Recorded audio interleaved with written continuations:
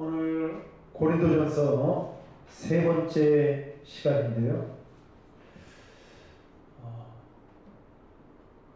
이소구와의 나오는 이야기 중에 이런 이야기가 있습니다. 아마 여러분 잘 아실 거예요. 언제나 함께 다니는 세 마리의 소가 있었습니다. 얼룩소, 그리고 검은 소, 붉은 소, 이 세 마리가 있었습니다. 그런데 이 동물의 왕 중에 힘이 센 사자가 이제 사냥감을 찾기 위해서 돌아다니다가 이 세 마리의 소를 발견하게 된 것입니다. 그래서 이 세 마리의 소를 내가 꼭 잡아먹고 말겠다, 이렇게 생각을 한 거죠. 그래서 호시탐탐 기회를 엿보고 있었습니다. 그런데 문제는 이 세 마리의 소, 얼룩소, 검은 소, 이 붉은 소, 이 세 마리의 소가 항상 같이 다니는 겁니다. 또 하나의 문제는 이 세 마리의 소가, 사자가 보니까 다른 동물들이 공격을 하면 이 세 마리의 소가 힘을 합쳐가지고 자신들을 공격해왔던 동물들을 함께 공격하는 겁니다. 그러니까 이 사자가 이 세 마리의 소를 잡아먹으려고 하다가 이러다가는 안 되겠다 생각을 하고 고민을 하다가 생각을 달리합니다. 그래서 하루는 사자가 이 세 마리의 소를 유심히 살펴보는데 그날따라 우연찮게 세 마리의 소가 함께 있는 세 마리의 소가 다 떨어져 있는 겁니다. 그러면서 가장 먼저 자신의 그 가까이에 있는 얼룩소가 있는 거예요. 그래서 얼룩소에게 친근하게 다가갔어요. 어떻게 사자가 친근하게 다가갔는지는 참 이해가 되지 않지만 친근하게 다가가가지고 이 얼룩소에게 이렇게 이야기를 합니다. 내가 한 가지 물어보겠다는 거예요.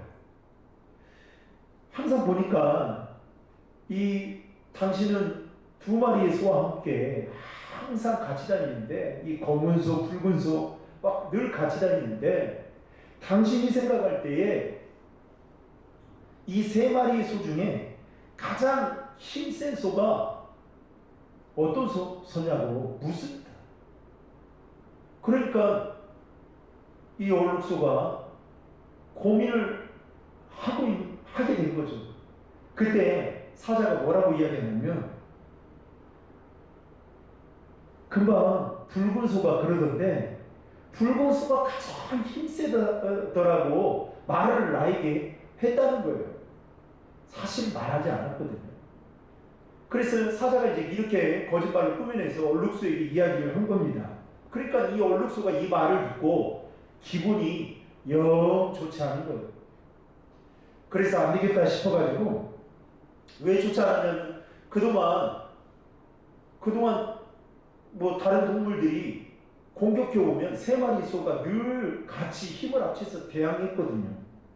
그런데 마치 붉은 소가 힘이 세서 그리고 자신이 힘이 세가지고 다른 소들을 도와줬다고 이렇게 생각하니까 얼룩소가 기분이 너무 나빠가지고 이 붉은 소를 찾아갑니다. 그리고 나서 다시 얼룩소가 붉은 소를 찾아가기 전에 이때다 싶어가지고 사자가 붉은 소와 검은 소를 빨리 찾아갑니다. 그래서 물어요. 뭐라고 묻냐면, 세 마리 가운데 얼룩소가 제일 힘이 세고 다른 짐승들에게 지지 않을 것 같은데, 그래서 얼룩소 때문에 다른 짐승들이 당신 두 마리의 소에도 덤벼들지 않는 것 같다고 이렇게 말하는데 당신들 어떻게 생각하냐, 이렇게 묻는 겁니다. 두 마리 소에게. 그러니까 이 두 마리 소가 어떻게 생각을 하겠어요? 이 얼룩소가 건방지인 거라고 생각을 하겠죠. 그래서요, 이 붉은 소가 얼룩소를 찾아가는데 마치 저기 멀리에서 씩씩거리면서 누가 오는 거예요? 얼룩소가 오고 있는 겁니다. 둘이 마주치게 됐어요. 그래서 어떻게 해요? 둘이 싸움을 벌이는데 문제는 얼마나 피 터지게 싸우는지 자신들의 뿔이 떨어진 줄도 모르고 그렇게 싸우고 있더라는 겁니다. 그래서 이때다 싶어가지고 사자가 어떻게 하느냐? 이 세 마리의 소를 이제 공격해야겠다 마음을 먹게 된 거예요. 그런데 지금은 같이 있는 거잖아요. 그런데 그날부터 어떤 일이 벌어졌냐? 싸움을 하니까 어떻게 해요? 같이 다녔던 이 세 마리의 소가 마음이 제각각 뿔뿔이 다 터져가지고 이제는 서로 따로따로 혼자 다니더라는 겁니다. 그것을 보고 이때다 싶어가지고 사자가 한 마리씩 다 달려들어서 움켜먹었다는 이 이소부화에 나온 이야기가 있습니다. 여러분, 오늘 우리가 사는 이 시대를 가리켜서 흔히 영적 전쟁의 시대라고 말합니다. 성경이 기록한 대로요, 공중의 권세 잡은 사단은 오늘도 주님의 피값으로 세운 교회를, 그리고 하나님의 자녀라고 부르는 저와 여러분들을 향해서 우는 사자처럼 거침없이 달려들고 공격하고 있습니다. 그리고 교회 안에 다툼과 분열을 조장시켜서 마음을 하나 되지 못하게 합니다. 그래서 하나 되었던 마음들을 제각각 다 뿔뿔이 흩어놓고 있는 것입니다. 그러다 보니까 교회가 어떻게 해요? 힘을 서서히 잃어버리게 되고, 그리고 성도들 간의 관계가 어떻게 해요? 틀어지게 되면서 서먹서먹하게 만들고, 그뿐만 아니라 우리가 하나 되면 발휘할 수 있는 응집력이 이제는 점점 사라지게 되는 그런 유혹들을, 그런 공격들을 오늘날 사단은 교회와 믿음의 성도들을 향해서 계속 하고 있다는 것입니다. 그러다 보니까 오늘날 한국교회 안에 일어나는 크고 작은 다툼과 분열 가운데에는 무엇이 있느냐? 하나 되지 못하게 하는 원인을 제공하고 있다는 겁니다. 여러분, 이 다투면 다툴 수 있는 거 아니겠습니까? 그런데 문제는 뭐예요? 그 다툼으로 끝나는 것이 아니라 하나 되지 못하게 하는 겁니다. 오늘 본문에도 보면 고린도 교회 안에도 분열이 있었습니다. 다툼이 있었습니다.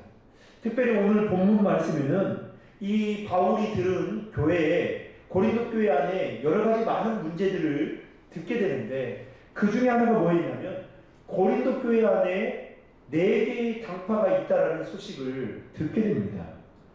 이를테면 바울파, 아볼로파, 게바파, 그리스도파가 고린도 교회 안에 있다라는 소식을 듣게 되죠. 그러니까 이건 뭘 이야기할까요? 4개의 당파로 나뉘어졌다는 것은 성도들의 마음이 제각각 뿔뿔이 다 흩어졌다는 것을 이야기하고 있는 것이죠.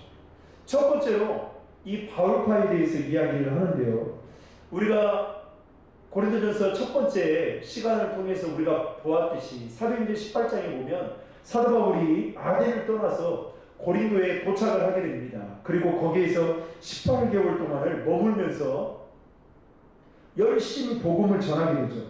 그러면서 거기에서 예수 믿는 사람들이 생겨나게 되면서 자연스럽게 세워졌던 교회가 고린도 교회였습니다. 그러니까 이 고린도 교회의 개척 설립자가 누구냐면 바울이었던 것이죠. 그런데 그 당시에 이 바울을 추종했던 사람들이 있었습니다. 그러니까 이 바울을 추종했던 사람들은 대부분의 사람들이 어떤 사람들로 구성되어 있느냐? 초창기 때 바울과 함께 고린도 교회를 설립하는 일에 함께 힘을 모았던 사람들이 있습니다. 근데 개척 교회의 설립자들이었어요. 아마도 이들은 바울과 함께 교회를 개척했다는, 교회를 세워갔다는 긍지와 대단한 자부심을 가지고 있었던 사람들로 구성되어져 있던 파가 바로 바울파였습니다. 두 번째로 아볼로파가 있었는데요, 우리가 아볼로 사도행전 18장에 아볼로에 대해서 배웠잖아요. 이 아볼로는 수사하게 능통한 사람이었습니다. 한마디로 달변가였어요. 그러니까 거기에다가 사도행전 18장에 보면 아볼로에 대해서 소개를 하기를 성경에 능통한 자였다 이렇게 이야기합니다. 그러니까 이 아볼로가 한마디로 쉽게 말하면 말씀을 가르치는 데 있었어요. 얼마나 잘 가르치는지. 바울은 말은 못했잖아요. 잘. 그런데 글은 기가 막혔잖아요. 그렇죠? 그런데 이 아볼로는 말을 얼마나 잘하는지, 이 말만 하면, 이 말씀만 전하면 막 귀에 쏙쏙 박히는 거예요. 그 막 성도들이 그 아볼로가 가르쳐주는 그 말씀을 들으면서 막 침을 흘릴 정도로 그 아볼로의 그 말하는 그 언변술에 매료가 돼가지고 그를 추종하는 사람들이 많았습니다. 그러니까 자연스럽게 아볼로를 추종하는 사람들 중에는 어떤 사람들이 많았을까요? 달변가들이 많았습니다. 그리고 그 사람들 중에는 뭘 잘하는 사람들이 좋아할까요? 말 잘하는 사람. 이 바울하고는 전혀, 이 바울파에 속한 사람들하고는 전혀 상극인 거죠. 세 번째로요, 게바파가 있습니다. 우리가 잘 알듯이 게바는 베드로를 이야기하는 거죠. 베드로. 그런데 이 베드로가 고린도에서 사역을 했는지에 대한 성경에서는 불분명하지만 이 베드로로부터 영향을 받은 사람들이 고린도 교회 안에도 상당수 있었다는 것을 볼 수 있습니다. 왜냐하면 베드로파가 만들어졌잖아요. 게바파가. 그런데 사도행전 2장에 보면 베드로가 어떤 사람이었냐면, 여러분 말씀을 전하잖아요. 베드로가 말씀을 전하면 그 말씀에 찔림을 받고 회개하고 회심했던 사람들이 무려 몇 명이라고 말하고 있어요? 3,000명이라고 있어요. 그러니까 이 베드로도 엄청나게 영향력을 끼쳤던 사람이었던 것을 우리는 성경을 통해서 볼 수 있습니다. 그러니까 지도자로서 상당한 영향력을 미쳤던 사람이었던 것이죠. 그뿐만 아니라 베드로는 예수님의 12제자 중에 수제자였잖아요. 그러다 보니까 이 베드로를 추종하는 세력들 중에는 내가 추종하는, 내가 따르는 이 베드로가 대단하다, 바울 못지 않다 라고 이렇게 자부심을 갖고 추종했던 사람들이 많았다는 것입니다. 네 번째로요, 그리스도파가 있었는데, 이 그리스도파에 속한 사람들은 유력한 사람들의 줄 서는 것보다 차라리 이 꼴 저 꼴 안 보고 언제는 우리가 그리스도만을 바라보고 의지하며 순수한 믿음으로 나아가겠다라고 이렇게 생각하고 모인 구성원들로 그리스도파가 형성이 되었습니다. 그런 사람들 있잖아요, 교회에. 그렇죠? 어쨌든 여러 가지 이유들로 인해서 고린도 교회 안에는 4개의 당파로 나뉘어졌고, 또 4개의 당파로 나뉘어진 각 파들마다 서로의 파에 대해서 심한 경계심과 함께 어떻게 해요? 하나 되지 못하는 그런 마음들이 있었다는 것입니다.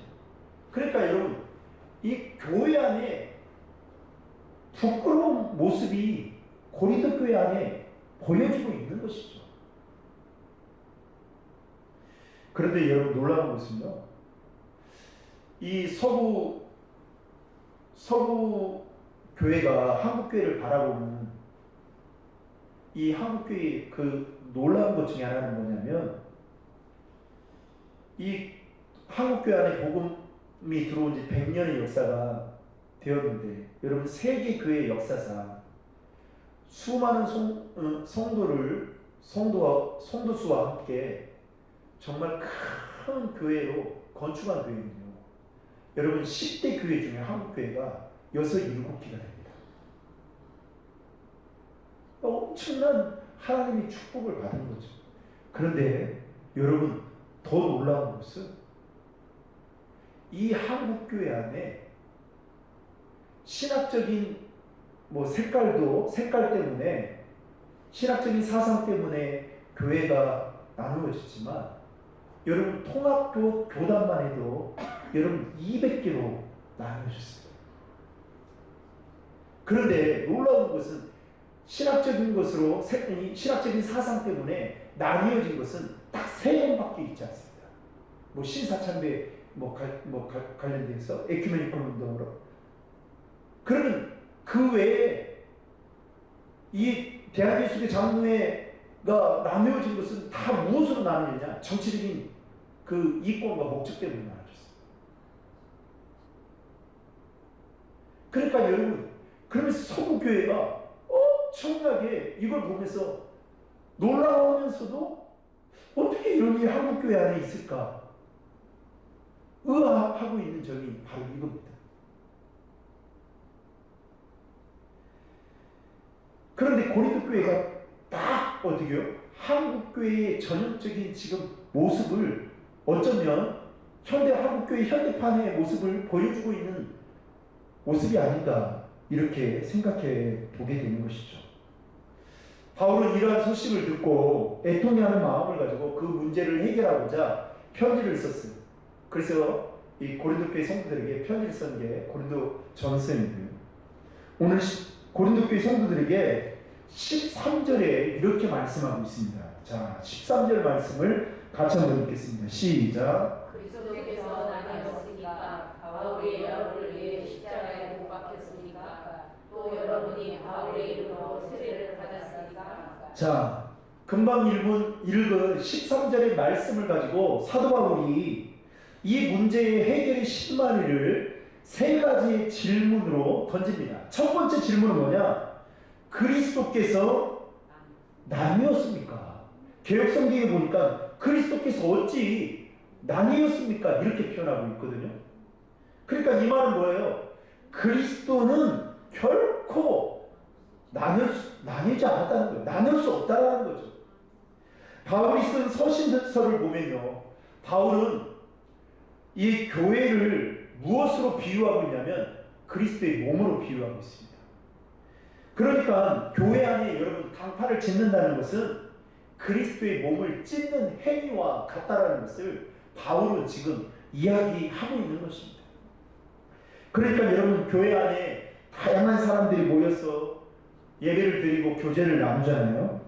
이렇게 할 수 있는 것은 뭘까요? 오로지 예수 그리스도를 믿는 믿음 때문에 이렇게 할 수 있는 겁니다.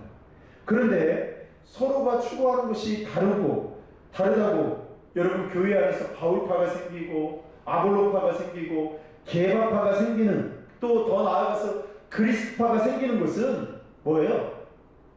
그리스도의 피값으로 세운 몸된 교회를 찢는 행위와 같다라는 겁니다. 그래서 바울은 지금 고린도교회 성도들에게 뭐라고요? 그리스도께서 나뉘었습니까? 묻는 거예요, 지금. 두 번째 질문은 뭐냐? 13절에 보시면 바울이 너희를 위해 십자가에 못 박혔느냐? 이렇게 질문합니다. 바울이 고린도교회를 개척했죠. 바울이 고린도교회를 개척한 설립자인 것은 분명한 거고 또 훌륭한 지도자임에 틀림없는 사실입니다. 그러나 그렇다고 해서 바울이 자신을 추종하는 당파를 만들라고 이렇게 허락하고 말한 적이 한 번도 없습니다. 그뿐만 아니라 바울이 아무리 훌륭하다 한들 바울이 예수님을 대신해서 십자가에 예수님처럼 십자가에 못 박혔느냐? 그러지 않다는 거예요. 그래서 오늘 고린도교회 성도들에게 뭐라고 이야기하냐면 사도 바울은 내가 어떻게 너희를 위해 십자가에 못 박혔느냐? 이렇게 지금 말하고 있는 겁니다. 아니다라는 거죠. 바울 아볼로파? 아니다. 게바파? 아니다. 라는 것을 지금 이야기하고 있는 겁니다. 그런데 어찌 이렇게 나누어 있느냐? 지금 묻고 있는 거죠. 세 번째 질문은요. 13절 하반절에 보면 바울의 이름으로 세례를 받았느냐? 이렇게 질문합니다. 여러분, 세례를 받을 때 우리가 누구의 이름으로 세례를 받는 거, 이거 중요합니까? 중요하지 않습니까? 매우 중요합니다. 교회에서 받는 세례는요, 여러분, 성삼위 하나님의 이름으로 세례를 받는 겁니다. 그래서 여러분, 우리가 세례를 줄 때에 목사가 어떻게 세례를 줍니까? 예수 그리스도의 구주로 믿고 고백하는 누구누구 아무개에게 성부와 성자와 성령의 이름으로 세례를 주노라. 그러면서 세례를 주고 나서 어떻게 해요? 성부와 성자와 성령의 이름으로 선포하는 거죠. 누구의 이름으로 세례를 받는 거 너무너무 중요합니다. 그런데 고린도 교회 안에 어떻게 해요? 바울이나 아볼로나 게바 같은 사람들에게 세례받는 것을 그들은 뭐라고 지금 하고 있어요? 대단한 자랑거리로 삼고 있다는 겁니다. 이에 대해서 사도 바울은 이렇게 말합니다. 14절부터 16절이에요. 우리 같이 한번 읽겠습니다. 내가 하나님께 감사하는 것은 여러분 가운데 그리스도와 가이오에는 내가 아무에게도 세례를 주지 않았다는 것입니다. 이는 여러분 가운데 아무도 내 이름으로 세례를 받았다고 말하지 못하게 하려는 것입니다. 자, 보세요. 바울이 지금 4개의 파가 나뉘어졌잖아요. 그럼 저 같으면 어떻게 하냐면, 저 같으면 어떻게 할까요? 3개의 파, 아볼로, 게바, 그리스파 다 이단이다. 이렇게 말하지 않겠어요? 그런데 바울이 지금 뭐라고 말하냐면 14절에 그리스도와 가이오에는 내가 아무에게도 세례를 주지 않았다. 그리고 여러분 가운데에도 아무도 내 이름으로 세례를 받았다고 말하지 못하게 하려고 내가 지금 이렇게 말하는 거다. 지금 이렇게 말하죠. 그래서 16절 같이 한번 읽겠습니다. 시작. 내가 또한 스데바나의 집안 사람들에게도 세례를 주었으나 그 외에 어느 누구에게도 세례를 준 기억이 없습니다. 그러니까 바울은요, 자신에게서 세례를 받은 사람들이 행여나 자랑거리로 삼을까봐 어떻게 해요? 우려하고 걱정이 된 나머지 어떻게 해요? 세례를 베푸는 거에 있어서 상당히 절제했다는 것을 이 말씀을 통해서 우리는 추론해 볼 수 있게 되는 것이죠. 여러분, 바울이 이 3가지 질문을 통해서 고린도 교회 성도들에게 전달하려고 하는 메시지가 무엇일까요? 바로 한 가지입니다. 주님의 핏값으로 세운 몸된 교회는 어떤 경우에도 나뉠 수 없다는 겁니다. 더 나아가서 어떤 사람도 그리스도를 대신할 수 없다는 것입니다. 아볼로도, 게바도, 바울도 예수 그리스도를 대신할 수 없다는 겁니다. 설령 그 사람이 대단한 지혜와 총명을 가졌어, 아니 달변가였어, 성경을 가르친 데 융통한 자였어, 아니 고린도 교회를 개척한 개척자이고 설립자인다 할지라도 여러분, 주님의 몸된 교회는 결코 나뉘어질 수 없다는 것을 지금 바울은 고린도 교회 성도들에게 말하고 있는 것입니다. 그렇다면 고린도 교회 안에 형성된 분쟁의 문제에 대한 해결 방법은 여러분 무엇일까요? 바울은 10절에서 그 해결 방안을 이야기하고 있습니다. 10절 말씀을 다 함께 읽겠습니다. 형제들이여, 나는 여러분 모두가 같은 말을 하고 여러분 가운데 분열이 없고 한 마음 한 뜻으로 굳게 연합하기를 우리 주 예수 그리스도의 이름으로 권면합니다. 아멘. 바울은 지금 먼저 뭐라고 말하냐면 모두가 같은 말을 하라고 권면하고 있습니다.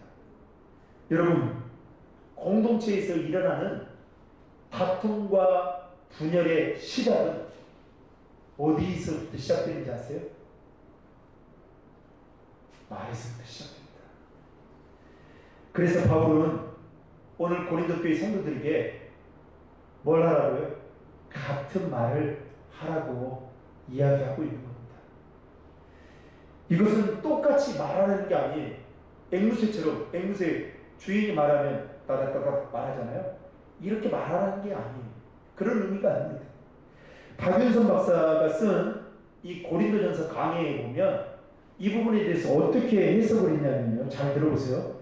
말하는 자가 다른 사람에게 어느 한쪽에 치우치지 않도록 조화를 이루어 말을 하라.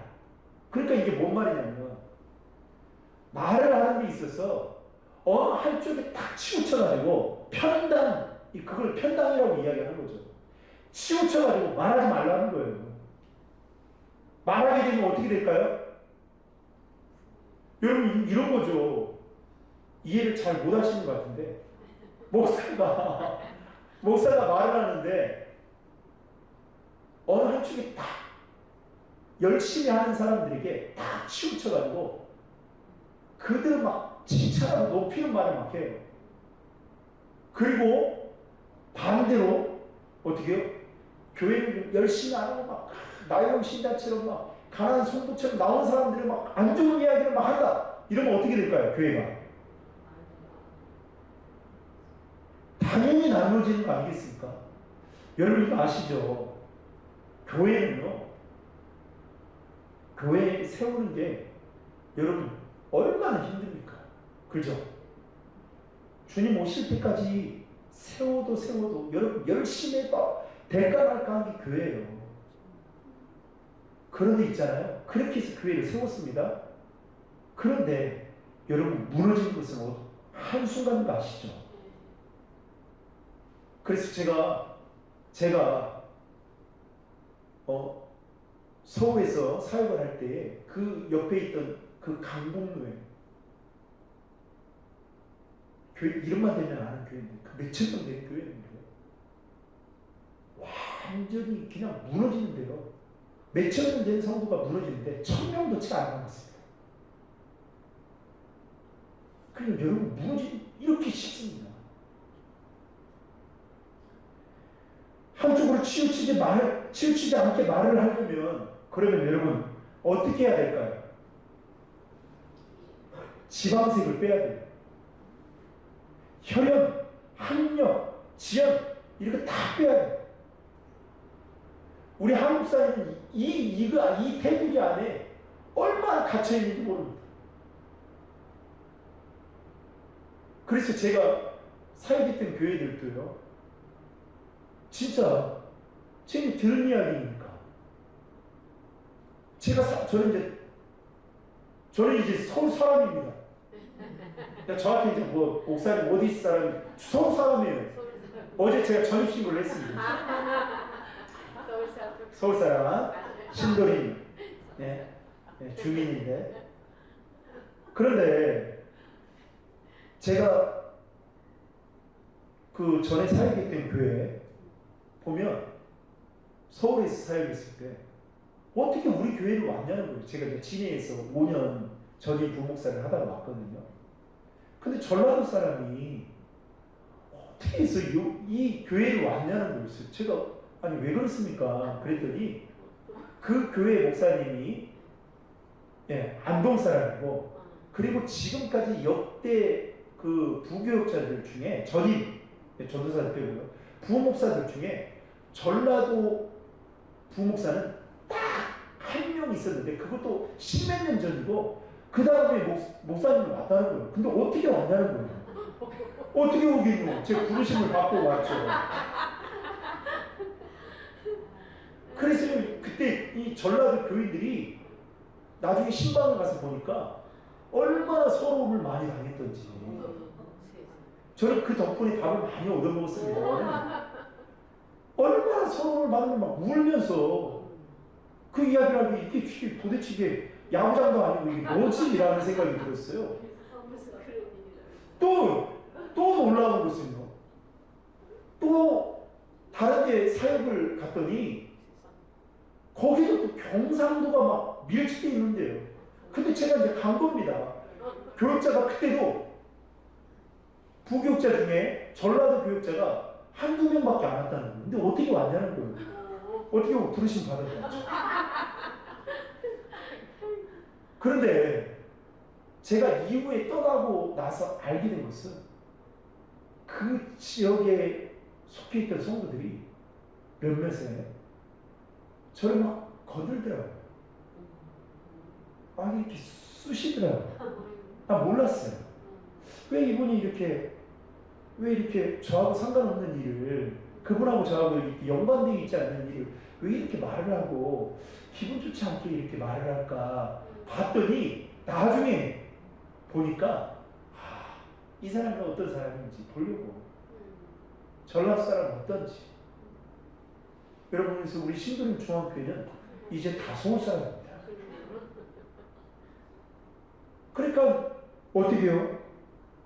한쪽으로 치우치지 않으려면 이 지도자가 이 생각들, 지방세, 혈연, 학연, 지연 이런 것들을 다 내려와. 여러분, 심지어는 전주에 큰 교회입니다. 한 2,000명 되는 교회인데 그 교회 목사님, 담임 목사님이 서울대 출신이 왔어요. 원로 목사님. 그 교회는요, 부목사님 다 서울대 출신밖에 없습니다.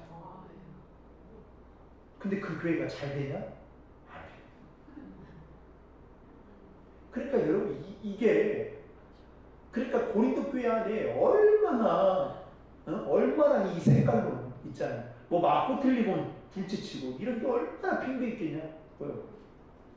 그러면 여러분, 같은 말을 하려면 어떻게 해야 될까요?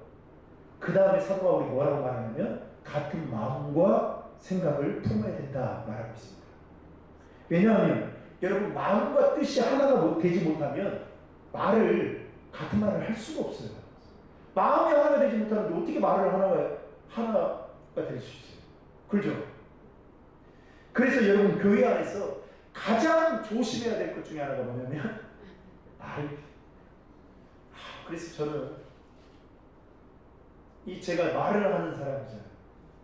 그래서 참 말을 안 할 수가 없잖아요.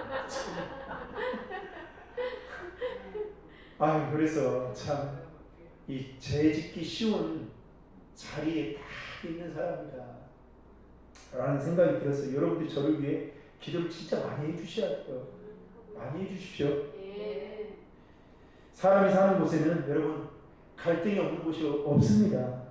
하지만 어떤 말로 어떻게 표현하느냐에 따라서 그 갈등의 문제가 해소되기도 하지만 그 반대로 그 갈등의 문제가 더 큰 분쟁과 다툼으로 야기시킬 수 있습니다. 우리 한 권사님이 이 물을 새벽마다 늘 떠놓거든요. 제가 뚜껑을 사람이 너무 가지고 왔어요. 그런데 한번 생각해보세요. 생각해보세요. 이 추운 날씨에 이 물 한 잔이 얼마나 좋습니까? 그죠? 제가 지난주까지 감기 걸려가지고 영 그랬는데 이 물 한 잔 먹으면 얼마나 힘이 돼요. 그런데 제가 이렇게 한번 말해본다고 생각했어요. 아니, 따뜻한 물 떠놓은 거 그거 좋은데 이 뚜껑 좀 덮어놓지, 뚜껑 좀. 이렇게 말하면 어떻게 될까요? 우리 한 권사님이 저를 보면서 진짜 믿음이 대단한 목사님이시다 이렇게 말할까요? 대단히 상처받죠.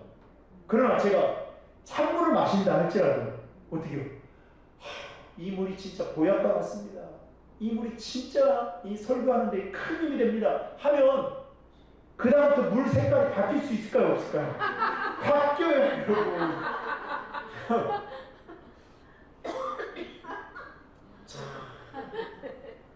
그러니까 이 말 한마디가요, 얼마나 중요한지 몰라요. 진짜 중요합니다. 그러니까 여러분 한번 생각해 보세요.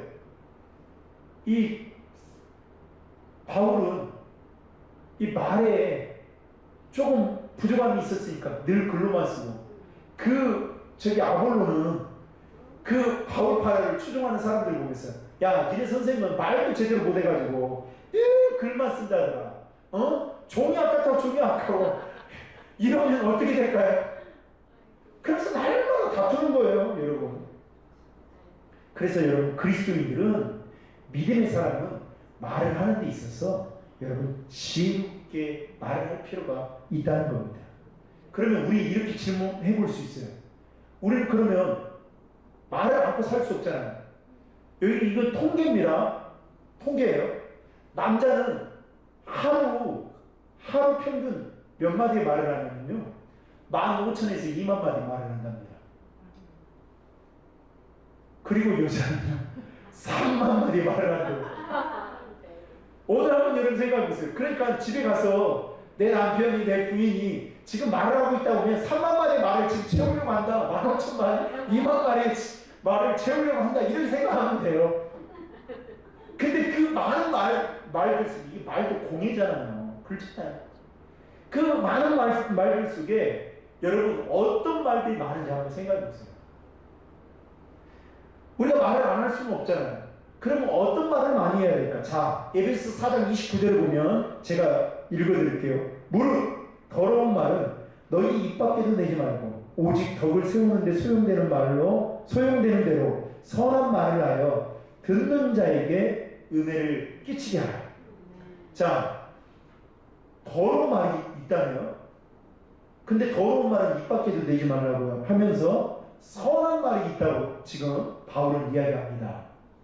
그러면 이 선한 말이 뭘까? 여기서는 은혜가 되는 말이라고 이야기하고 있어요. 자, 그러면 은혜가 되는 말은 뭘까? 여러분, 저도 젊은 혈기에 제가 사역을 하면서 이 교회 안의 부조리들, 그리고 교회 안에 이거는 아니다라고 생각하는 것들 볼 때마다 정말 정의를 외치고 십자가 전쟁처럼 제 입으로 그렇게 말할 때가 있었거든요. 근데 제가 하는 말이 맞고 맞았어요. 근데 그 말로 인해서 여러분 어떤 일이 벌어진지 아세요? 교회 성도들이 마음이 교회로부터 떠나가고, 그리고 어떻게 해요? 더 이상 내가 이 교회에 다니면 안 되겠구나. 이 교회는 불법을 자행하는 교회구나. 전 몰랐어요. 그래서 여러분, 아무리 맞는 말이어도 잘 들으세요. 아무리 맞는 말이어도 그 말이 교회의 덕이 되지 않는다. 이게 무슨 말이에요? 오늘 고린도전서의 1장으로 비유한다면 하나 되게 하지 못하게 한다면 오히려 말하지 않고 기도하는 게 더 좋습니다. 그래서 제가 청년들한테 늘 가르칠 때마다 청년들 막 정의에 불타오르잖아요. 그러나 본인들이 하는 말이 교회가 하나 되지 못하고 교회가 오히려 갈라지게 한다면 말 안 하는 게 좋다. 왜냐? 하나님이 하시기도 모르겠다. 근데 우리는 그렇게 참지를 못해요. 그래서 어떻게 해요? 내가 의롭다고, 내가 정의롭다고 해서 말을 하는 경우들이 상당히 많이 있습니다. 그래서 여러분, 마지막으로 사도 바울은 17절 말씀을 통해서 이렇게 이야기합니다. 17절 같이 한번 읽겠습니다. 형제들이여, 내가 여러분에게 권합니다. 여러분은 아니에요. 네, 17절 시작. 그리스도께서는 세례를 주라고 나를 보내신 것이 아니라 복음을 전하라고 보내셨습니다. 또한 복음을 전할 때 말의 지혜로 하지 않도록 하셨는데 이는 그리스도의 십자가가 헛되지 않도록 하려는 것입니다. 아멘. 마지막으로 바울이 뭐라고 이야기를 하냐면, 한마디로 말하면 그리스도께서 어찌 나뉘었느냐. 하나님이 자신을 보낸 것은 오직 복음을 전하게 하려고 보낸 것이다라고 말하면서, 복음을 전하는 데에 걸림돌이 되는 게 뭐예요? 지금 당짓는 거다. 그래서 그 일을 이제는 멈춰라. 그러니까 여러분, 이번에 대형교회가 이거 총회에서 세습 이거 찬성에 손을 들어주면서 어떻게 해요? 그 교회는 여지를 남겨줬어요. 살 수 있는 교회가 되겠죠? 그러나 여러분, 한국교회, 제 친구들 개척한 목사들이 하는 말이 그래요. 나가도 전도가 안 된다. 너나 잘 믿으라는 거예요. 교회나 똑바로 하라는 거예요. 교회 문이 닫혀버렸습니다. 그러니까 여러분, 우리가 말을 정말 선한 말을 하고 덕이 되는 말을 하고 은혜를 끼치는 말을 해야 되는 이유 중에 하나가 뭐냐면 하나님의 복음 증거하는데 걸림돌이 되지 않기 위해서요. 엄밀히 말합니다. 그래서 여러분, 오늘 사도 바울은 고린도 교회 성도들에게 분명히 말합니다. 오직 복음을 전하게 하려 함이라. 그래서 고린도 교회 안에 있는 이 당파를 짓는 일들을 이제는 더 이상 멈추고 복음 전하는 일에 매진해라. 그렇게 역설적으로 이야기하고 있는 것이죠. 사랑하는 성도 여러분, 주님의 피값으로 이 땅에 세워진 그리스도의 몸된 교회가, 특별히 우리 신도림 중앙교회가 하나가 되는 은혜가 있길 주님으로 축복합니다. 아멘. 더 나아가서 하나가 되는 일에 서로 힘쓸 수 있기를 주님으로 축복합니다. 아멘. 그래서 저는 새벽마다 이 물을 마실 때마다 우리 한문사님이 너무너무 진짜 감사해요. 그래서 제가 기도를 한 번 더 합니다. 진짜로. 얼마나 감사한지. 사랑하는 신도림 중앙교회 성도 여러분, 우리 모두는 그리스도께 속한 자들입니다. 그렇다면 주의 몸된 교회를 사랑하고 세워가는 일에는 우리가 하나가 되어야 되는데, 그러기 위해서는 같은 마음과 같은 생각을, 같은 뜻을 품고 같은 말을 하는 것입니다. 비록 우리의 삶의 스타일이나 또 삶에 추구하는 가치관이나, 아니 우리의 믿음의 분량이 다른다 할지라도 우리 한 가지는 똑같잖아요. 예수 그리스도 안에서 한 형제고 자매이고, 저와 여러분들이 섬기는 교회가 그리스도의 피값으로 세운 교회이고, 우리는 그 교회에 소속된 공동체 일원이잖아요. 그런 것처럼 우리 신도림 중앙교회가 정말 하나가 되어서 이 지역사회에 정말 응집력을 보일, 이 교회는 진짜 하나가 되구나, 이 교회는 진짜 한 식구구나. 제가요, 우리 교회에 오셨던 여러 손님들이 있었잖아요. 그리고 그분들이 저희 교회 교인들만큼 홈페이지를 봐요. 그리고 와가지고 예배를 드려보면서 식사를 하면서 느끼는 게 뭐냐면 진짜 한 식구 같다라는 거예요. 지난주에도 오셨던 우리 남자 집사님들이 이구동성으로 하는 말이, 목사님 한 식구 같네요. 저는 그러한 모습이 주님 오실 때까지 변치 않기를 주의 이름으로 축복합니다. 기도하겠습니다.